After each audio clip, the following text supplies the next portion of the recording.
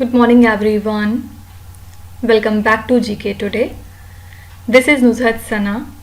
आई hope आप सब बिल्कुल ठीक होंगे और आज के सेशन में हम डिस्कस करेंगे 27 ऑफ नवंबर के सबसे most important current affairs. Screen पे देख सकते हैं आप कुछ कीवर्ड्स लिखे हुए हैं और ये हमारा चर्चा विषय रहेगा आज के सेशन में. हम इसी के बारे में बात करेंगे. हम देखेंगे नरेंद्र मोदी जी को हाल ही में कौन सा अवार्ड दिया गया, ग्लोबल पीस अवार्ड के विनर कौन है, माइनॉरिटी अपलिफ्टमेंट रिपोर्ट में क्या बातें दी हुई हैं, ओरिशनिक हाइपरसोनिक मिसाइल किस कंट्री की है, jobs at your door step ये रिपोर्ट किस ऑर्गेनाइजेशन ने पब्लिश की है, ओटीटी प्लेटफॉर्म वेव्स, फिर देखेंगे सेसी यानी कि solar energy corporation of India, trading with intelligence, गुसबा गोरेंग फेस्टिवल और लास्ट में सुभद्रा योजना. ठीक है, तो आइए एक एक करके सारे क्वेश्चंस को डिस्कस करते हैं. The first one is Prime Minister Narendra Modi was honored with the Dr. Martin Luther King Jr. Global Peace Award for Minority Upliftment in which country? प्रधानमंत्री नरेंद्र मोदी को किस देश में अल्पसंख्यक उत्थान के लिए doctor Martin Luther king junior वैश्विक शांति पुरस्कार से सम्मानित किया गया है? यहाँ पे करेक्ट आंसर हो जाएगा A option, USA, United States of America. ठीक है, तो new NGO along with the association of Indian American minorities launch किया गया यूएसए में to unite and support the minority communities in the Indian American diaspora. यानी कि Indian American diaspora में जो भी माइनॉरिटी कम्युनिटीज हमारी वहाँ पे मौजूद है उनको यूनाइट करने के लिए इसको लॉन्च किया गया है. यहाँ पे प्राइम मिनिस्टर नरेंद्र मोदी को ऑनर किया गया with the doctor Martin Luther king junior global peace award. इनके माइनॉरिटी अपलिफ्टमेंट के बहुत सारे डिफरेंट इनिशिएटिव की वजह से ड्यूरिंग द इवेंट. इस दौरान जसदीप सिंह, इनका नाम याद रखिएगा, जसदीप सिंह, ये एक सिख फिलैंथ्रोपिस्ट हैं. इनको अपॉइंट किया गया as the this bodies chairman, यानी कि जो association of Indian American minorities है इसका चेयरमैन इनको नियुक्त किया गया है. और इस बॉडी का पर्पस क्या है? पीएम मोदी के विजन को एडवांस करना, जो कि उनका है विजन विकसित Bharat bye the end of 2047. यहाँ पे फोकस किया जा रहा है इंक्लूसिविटी और वेलफेयर सबके लिए हो सके. ठीक है, तो पीएम मोदी जी को ऑनर किया गया with the doctor Martin Luther king junior global peace award for minority upliftment in the country USA. Okay, अगली स्लाइड में चलिए हम अवार्ड्स एंड ऑनर्स के कुछ क्वेश्चन रिवाइज कर लेते हैं. The first one is Recently, who has been conferred with the Fiji's highest civilian award, Companion of the Order of Fiji? कोई भी कंट्री अगर अपने कंट्री का कोई भी सिविलियन ऑनर या हाईएस्ट सिविलियन ऑनर देती है तो वो क्वेश्चन हमारे लिए इंपॉर्टेंट हो जाता है, और तब और ज़्यादा इंपॉर्टेंट हो जाता है अगर वो इंडिया में किसी पर्सनालिटी को मिला है. ठीक है, तो ये अवार्ड या ये ऑनर रिसीव किया था हमारी प्रेसिडेंट द्रौपदी मुर्मू ने. ठीक है, आपको बताना है पीएम मोदी जी को हाल ही में कौन से दो कंट्री ने ऑनर किया है, कौन से दो कंट्री का उनको अवार्ड मिला है. और ये क्वेश्चन हमने कल के सेशन में डिस्कस किया था. अगर किसी से मिस हो गया है कल का सेशन तो वो कल का सेशन जाके चेकआउट करे. What is the name of the highest national award of Guyana recently conferred on Prime Minister Narendra Modi? एक का आंसर यहीं पे आ गया. तो गुयाना का जो हाईएस्ट नेशनल अवार्ड है ये भी हमारे मोदी जी को दिया गया है और इस अवार्ड का नाम था the order of excellence. Recently, who received the prestigious Aryabhata award from the Astronautical Society of India? ASI की तरफ से आर्यभट्ट अवार्ड दिया गया है पबुलूरी सुब्बाराव जी को. Recently, which institute has received the Best Technology Award for its pioneering work in the field of horticultural sciences? ये है Indian Institute of Spices Research. Recently, which institute has won joint second prize in the Trinity Challenges second competition for addressing the antimicrobial resistance? Answer हो जाएगा IIIT Delhi. Recently, who has been appointed as the director in the Department of Promotion of Industry and Internal Trade? DPIIT में director बनी है Pratima Singh. Recently, who received the Dada Saheb Phalke lifetime achievement award for the year 2022? आप सोच रहे होंगे ये 2024 का question है, लेकिन यहाँ पे अवार्ड 2022 का क्यों दिया गया?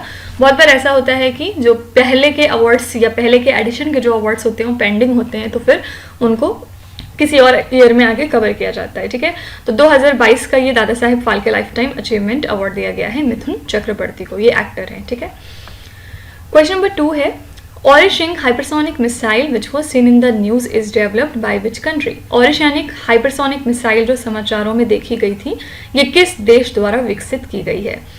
इस मिसाइल को हाल ही में टेस्ट किया है सी ऑप्शन रशिया ने और इसकी रेंज कितनी है 3000 से लेके 5500 किलोमीटर्स तक की. और ये टारगेट्स को स्ट्राइक कर सकती है in Europe and the western US. तो फीचर्स की अगर हम बात करें इसकी, तो ये अपने अंदर कैरी कर सकता है मल्टीपल वॉरहेड्स को, और प्रेसिडेंट व्लादिमीर पुतिन ने यहाँ पे इंडिकेट किया है कि ये जो मिसाइल है इसको डिप्लॉय किया जाएगा in response to the Ukraine's use of western missile, ठीक है, क्योंकि यूक्रेन ने वेस्टर्न मिसाइल्स का काफ़ी ज़्यादा यूज़ किया है, और इसी चीज़ के रिप्लाई में या रिस्पॉन्स में एक तरह से प्रेसिडेंट व्लादिमीर पुतिन ने ओरिशनिक हाइपरसोनिक मिसाइल को इंट्रोड्यूस कराया है, ठीक है। इसी के साथ ये एक सिग्निफिकेंट एक्सेलरेशन साबित होगा in the ongoing conflict. Already दोनों कंट्रीज के बीच में बन नहीं रही है, बहुत ज़्यादा वॉर चल रही है, और इसकी वजह से अब जो वॉर है वो और ज़्यादा मजीद बढ़ जाएगी। तो इस मिसाइल को डिज़ाइन किया गया है टू बी हाईली एक्यूरेट, और ये करेंटली लैक करती है इफेक्टिव काउंटर मेजर्स को अगेंस्ट इट, ठीक है।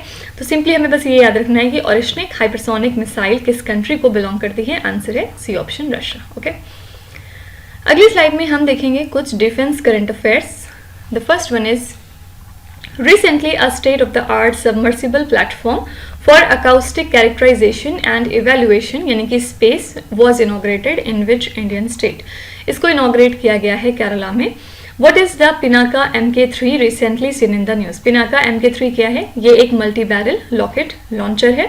लॉन्ग रेंज ग्लाइड बॉम्ब जिसका नाम है Gaurav is developed by which organisation? इसको डेवलप किया है DRDO ने। Dustlik joint military exercise is conducted in between which two countries? Dustlik exercise होती है in between India and Uzbekistan. Sea defenders 2024 is a joint coast guard exercise between India and which other country? ये exercise है in between India and US. What is the name of the Indian Coast Guard ship that recently made a port call in Vietnam as a part of its overseas deployment to the Asian countries? इस ship का नाम है समुद्र पहरेदार, ठीक है, और हाल ही ने इसने पोर्ट कॉल की थी in Vietnam as a part of their overseas deployment to Asian countries. INS Ranvir belongs to which type of class? INS Ranvir हमारी किस क्लास को बिलोंग करती है? तो ये राजपूत क्लास को बिलोंग करती है, ठीक है।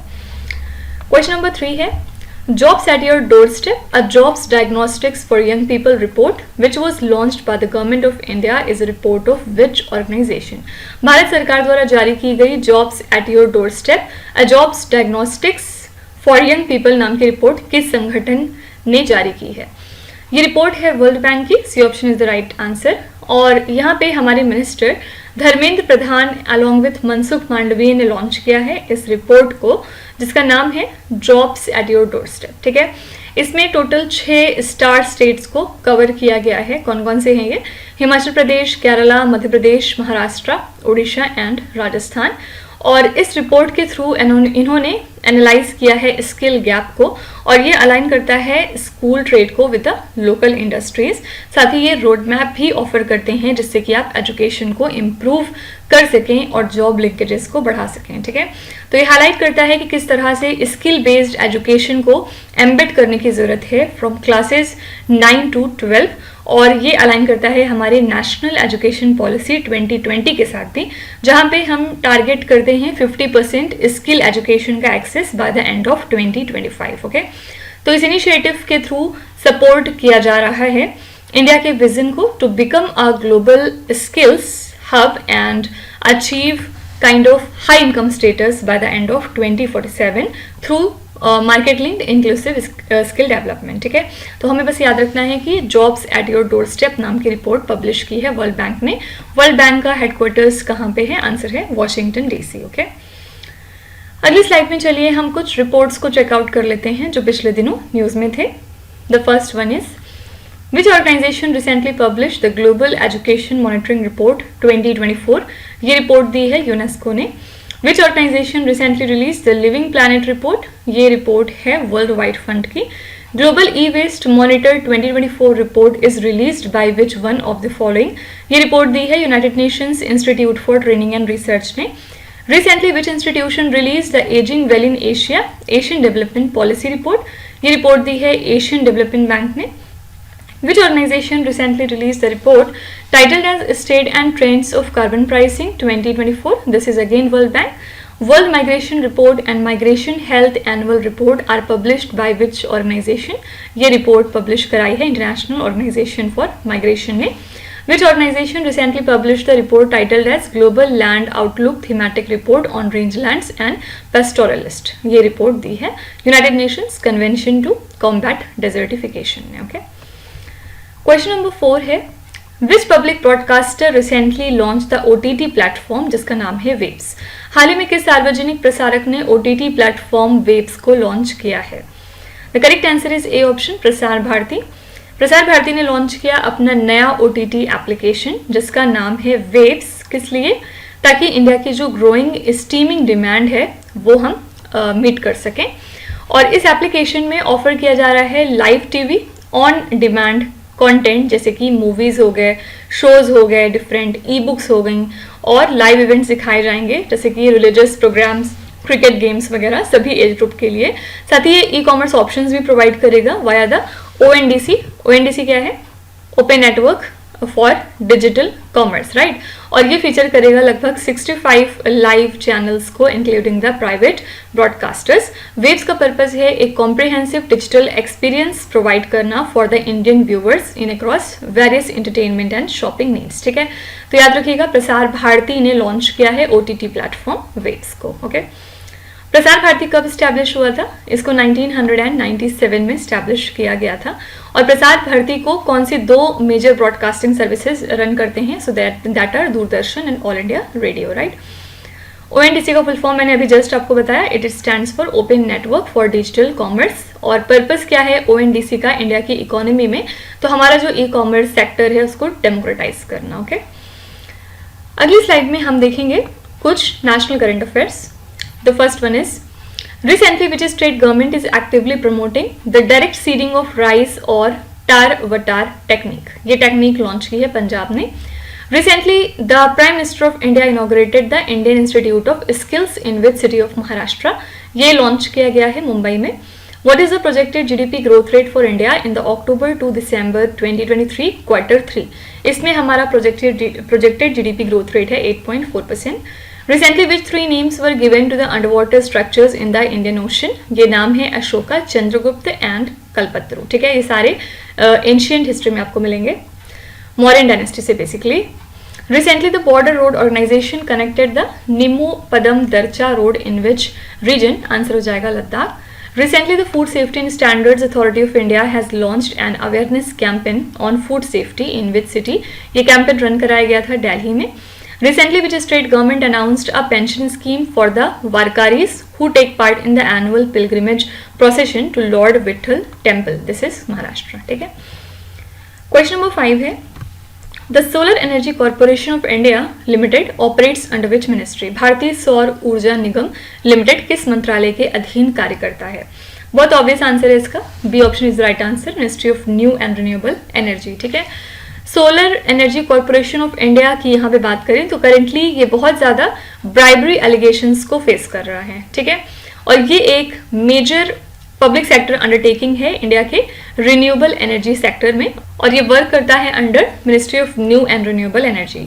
इसको स्टैब्लिश किया गया था 2011 में और ओरिजिनली इसको फाउंड किया गया था as a not for profit company और बाद में कमर्शियल एंटिटी बन गई थी 2015 में. ठीक है, तो सेसी इकलौती सेंट्रल पब्लिक सेक्टर अंडरटेकिंग है जो कि रिन्यूएबल एनर्जी के लिए डेडिकेटेड है और इसका बहुत इंपॉर्टेंट रोल है इंडिया के नेशनल सोलर मिशंस को इम्प्लीमेंट करने में, साथ ही डिफरेंट रिन्यूएबल एनर्जी प्रोजेक्ट्स को भी इम्प्लीमेंट करने में जैसे कि सोलर, विंड एंड हाइब्रिड. ठीक है, अगर आपसे इसका स्टेटस पूछा जाए तो याद रखिएगा करेंटली इसका स्टेटस क्या है, तो it has the status of mini Ratna category 1 PSU. ठीक है, तो सेसी यानी कि solar energy corporation of India limited function करता है under ministry of new and renewable energy. आपसे पूछा जा सकता है कि ओरिजिनली इसको स्टैब्लिश किया गया था as a not for profit company किस साल में? तो 2011 में. और क्या फिलहाल इनका स्टेटस है? तो ये मिनी रत्न में आते हैं कैटेगरी 1 के अंडर. ओके, इंडिया का नेशनल सोलर मिशन कब लॉन्च किया गया था? 2010 में. प्राइमरी पर्पस क्या था इस मिशन का? तो सोलर एनर्जी अडॉप्शन को काफी प्रमोट करना. ओके, अगली स्लाइड में हम देखेंगे कुछ गवर्नमेंट स्कीम्स को जो न्यूज में थी. The first question is national mission on cultural mapping is a scheme administered by which ministry? ये एडमिनिस्टर करती है हमारी cultural ministry. What is the primary objective of national coastal mission scheme recently seen in the news? इसका primary objective क्या है? जो भी climate change का इम्पैक्ट है on coastal and marine ecosystem, उसको एड्रेस या टैकल करना।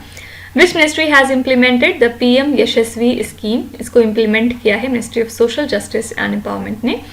Recently which ministry launch the Swayam plus platform, इसको लॉन्च किया एजुकेशन मिनिस्ट्री ने। Pradhanmantri Jeevan Yojana comes under which ministry, the answer is ministry of petroleum and natural gas. What is the primary objective of PM Wani scheme recently seen in the news? इसका primary objective क्या है? Affordable और high speed internet connectivity provide करना हमारे rural और remote areas में, ठीक है। और फिर लास्ट है परिवार पहचान पत्र एंड मेरी Fasal Mera Byora schemes are associated with which Indian state, ये दोनों स्कीम्स रिलेटेड हैं हरियाणा के साथ, ठीक है।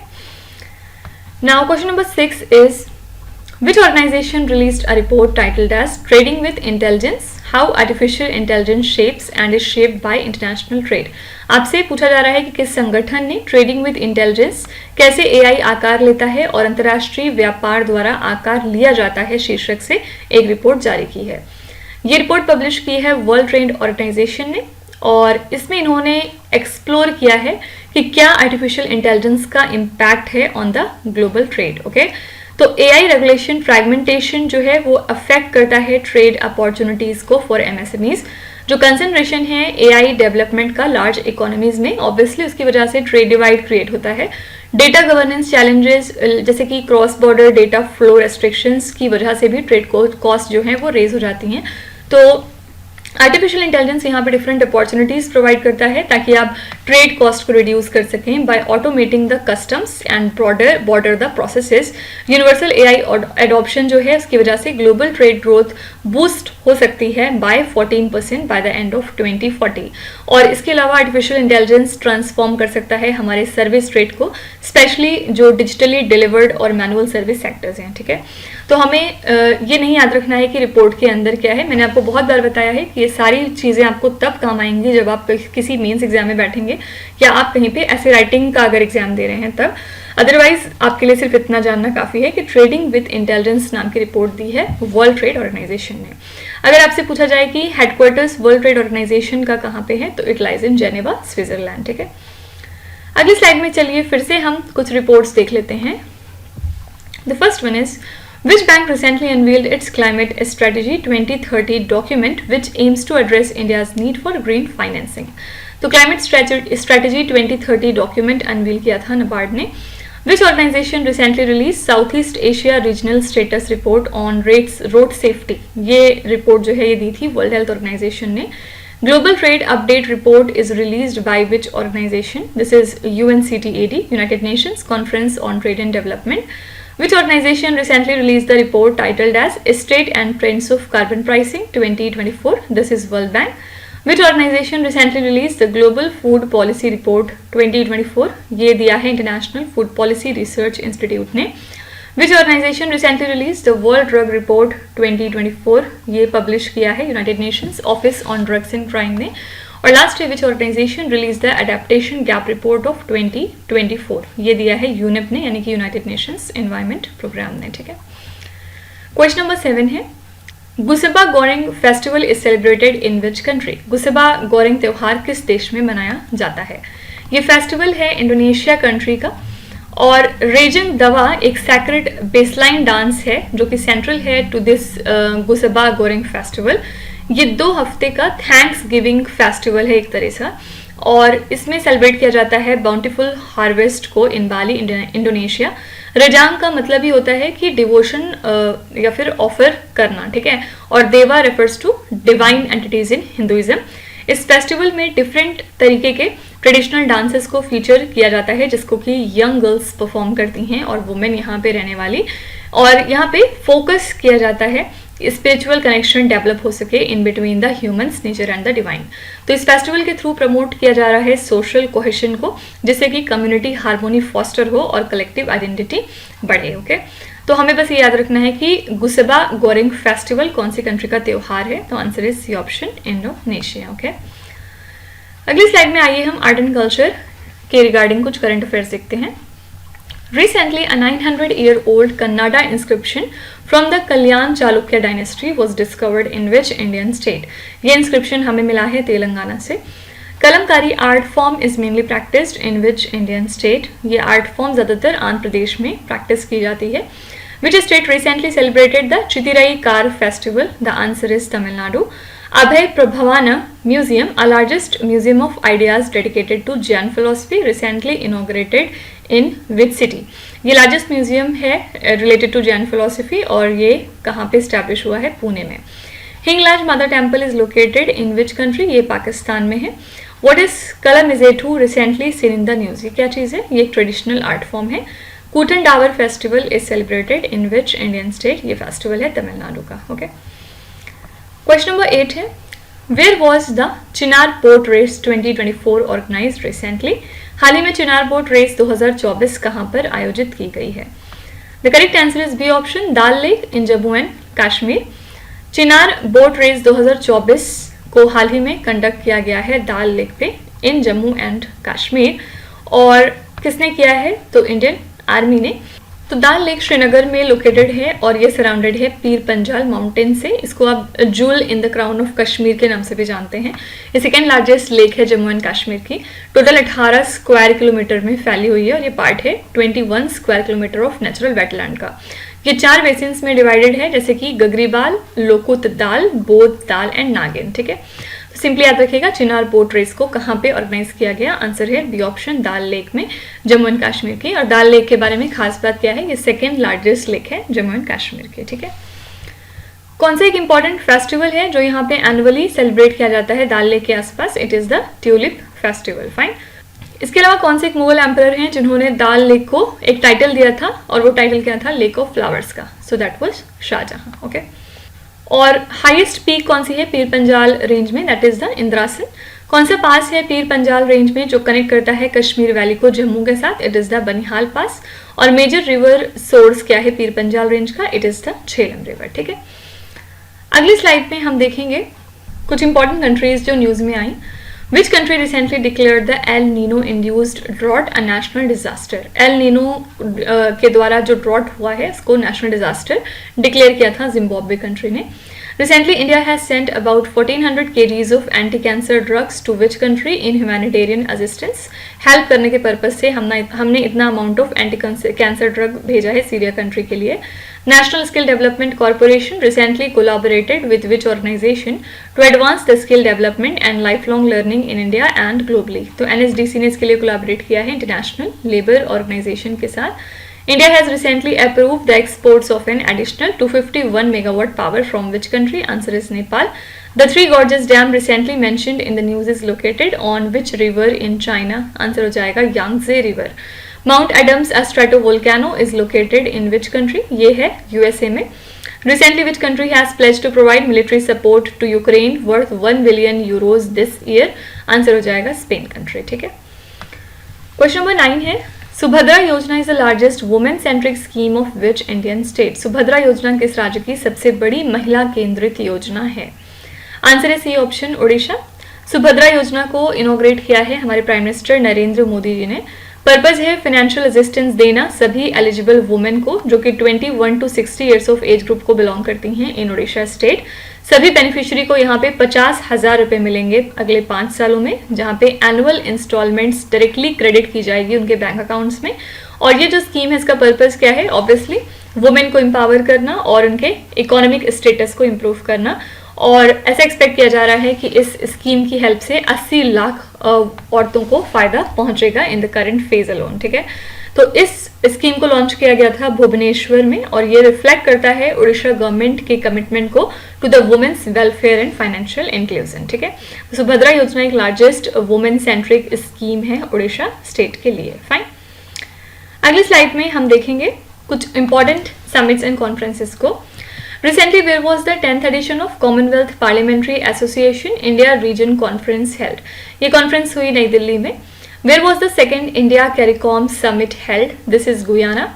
Recently, where was the 52nd Conference of Governors held? ये मीटिंग हुई थी नई दिल्ली में.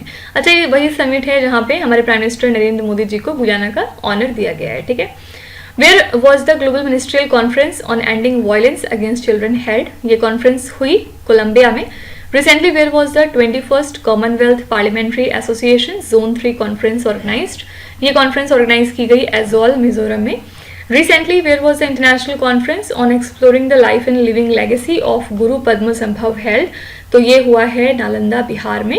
Recently, where was the second international conference on green hydrogen held? ये कॉन्फ्रेंस हुई है नई दिल्ली में, ठीक है। लास्ट क्वेश्चन है, Nimu Basgo Power Station, which was seen in the news, is located in which state or the union territory? Nimu Basgo Power Station जो खबरों में था, ये किस राज्य या फिर केंद्र शासित प्रदेश में स्थित है? The correct answer is C option, Ladakh.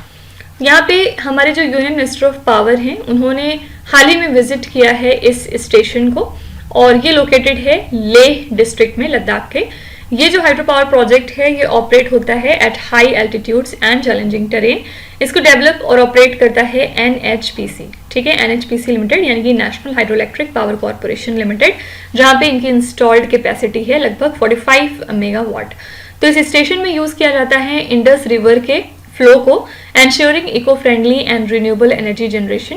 साथ ही सपोर्ट करता है लद्दाख के रैपिड डेवलपमेंट को by providing stable green energy residential और कमर्शियल यूज के लिए। तो इनके इस तरह के CSR इनिशिएटिव्स की हेल्प से ये जो स्टेशन है ये प्रमोट करता है कम्युनिटी डेवलपमेंट को, इंफ्रास्ट्रक्चर इंप्रूवमेंट को, स्किल डेवलपमेंट को, और साथ ही इन्वायरमेंटल कंजर्वेशन को, ठीक है। तो याद रखिएगा निमू बासगो पावर स्टेशन कहाँ पे लोकेटेड है, answer is C option, Ladakh, ठीक है।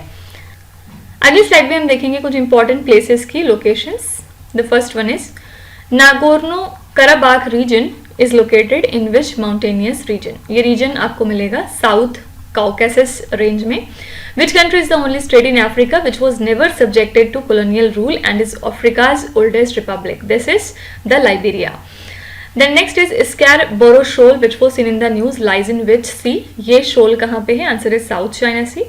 Triton Island which was seen in the news is located in which sea? ये island है South China Sea पे again. Mount Kilimanjaro is located in which country? ये mountain है Tanzania में। Coogee Beach, which was seen in the news due to the discovery of mysterious debris, is located in which country? ये beach कहाँ पे है? Answer is Australia. Pyrenees Mountains recently seen in the news forms a natural border in between which two countries? ये natural border form करता है in between Spain and France, ठीक है। तो इसी के साथ हमारा सेशन यहाँ पे कंप्लीट हो गया। हमने आज के 10 करंट अफेयर्स कर लिए along with the revision part. चलिए फिर कल मिलते हैं, और कल मिलने से पहले मैं आपको होमवर्क दे दूं, और आज का जो होमवर्क है आपका वो गवर्नमेंट स्कीम से रिलेटेड रहेगा। तो यहाँ पे स्क्रीन पे 7 क्वेश्चंस आपको दिए जा रहे हैं। ये सारे क्वेश्चंस हमने बहुत बार एज अ रिवीजन कर लिए हैं, तो अगर आप हमारे लेक्चर्स के साथ कंटिन्यूसली बने रहेंगे तो आप देखेंगे कि सारे क्वेश्चंस का आंसर आप ही दे पा रहे हैं, ठीक है। फिलहाल के लिए आपको जितना भी आता है इसमें से आप उसका जवाब जरूर लिखिएगा कॉमेंट्स में। I will be waiting for your answers. और कल मिलते हैं। अब कंक्लूड करने से पहले मैं फिर से आपको याद दिला दूं कि ये सारे क्वेश्चंस हमारी डेली 20 MCQ सीरीज का हिस्सा हैं in the GK today Android application. तो आप में से अगर कोई भी इनका PDF फॉर्मेट चाहता है तो वो उस कोर्स को जाके सब्सक्राइब कर सकते हैं bye paying a very nominal fees, okay. तो कल चलिए फिर मिलते हैं कल के इंपॉर्टेंट करंट अफेयर्स के साथ। Till then stay tuned. Thank you so much for watching and please do not forget to subscribe to GK Today. With this, me Nuzhat Sana signing off.